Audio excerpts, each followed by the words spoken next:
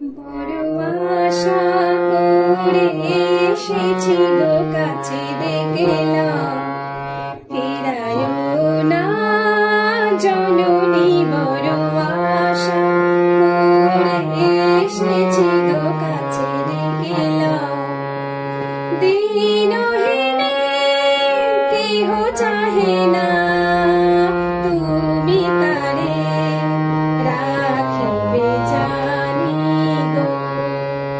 দিনহীনে কেহ চাহে না তুমি তারে রাখিবে জানি গো।